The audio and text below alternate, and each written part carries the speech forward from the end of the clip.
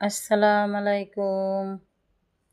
দেখতে পাচ্ছেন এখানে লেবু কেটে রেখেছি, কাঁচামরিচ, পেঁয়াজ, এখানে আদা, রসুন, গরম মসলা, হলুদ, মরিচ, ধনিয়া সব রেডি। আর এখানে আছে চর্বি ছাড়া শুধু মাংস, শিলপাটায় ছেঁচে মানে রাখা হয়েছে।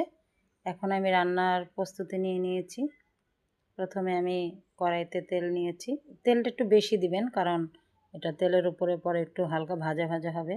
যত শুকনো খেতে চান খেতে পারেন, বা একটু হালকা পাতলা রসালোও খেতে পারেন, কারো সমস্যা নেই, যার যেমন পছন্দ আর কি।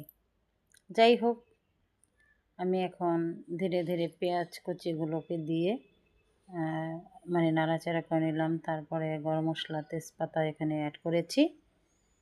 তারপরে এখানে আবার পেঁয়াজ নাড়াচাড়া করার পরে একটুখানি যখন মজে আসবে, এখানে আমি আমার মশলাগুলো সব দিয়ে দিচ্ছি। দেখতে পাচ্ছেন লবণ, হলুদ, মরিচ, আদা, রসুন, ধনিয়া ফাঁকি এখানে দেওয়া আছে। আর এখানে একটু হালকা পানি দিয়ে দেবো কষানোর জন্য।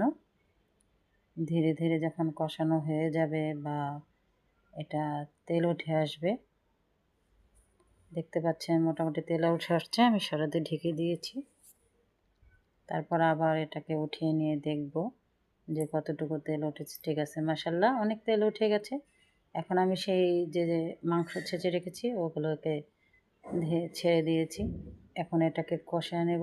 এখানে কোনো পানি এখন দেব না, কারণ মাংসর পানি দিয়ে মাংস মোটামুটি সিদ্ধ হয়ে যাবে। তো দেখতে পাচ্ছেন যখন এটা মাখা হয়ে যাচ্ছে, আমি ঢেকে দিলাম সিদ্ধ হওয়ার জন্য কিছুটা, মানে কষানোর জন্য। পানি উঠে গেছে দেখতে পাচ্ছেন। এখন আমি দেখে শুনে তারপরে দেখব যে কতটুকু পানি লাগে। ঠিক আমি যতটুকু পানি প্রয়োজন এখানে অতটুকুই পানি দিয়েছি।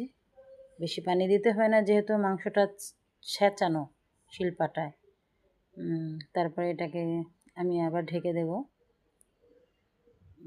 তারপরে ঢেকে দেওয়ার পরে বলক আসবে। বলক আসার পরে দেখে ভালো করে দেখব যে হ্যাঁ, মাংসটা কিছুটা হয়ে গেছে। পরে ওই লেবুর রসটা দেখতে পেয়েছেন, লেবুর রসটা আমি অ্যাড করে দিয়েছি মাংসতে। মানে আমার মূল রান্না হলো লেবু দিয়ে মাংস রান্না করা ছেঁচে। পাশে কিছু জিরা আছে ফাঁকি করে রেখেছি, সেই জিরাটা আমি এখানে অ্যাড করে দিলাম।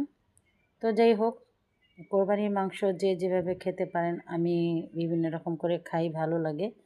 তো কেমন হয়েছে রান্নাটা, লেবু দিয়ে মাংস কষানো ছেঁচা মাংস, সবাই বন্ধু জানাবেন। সবাই ভালো থাকবেন। আল্লাহ হাফেজ।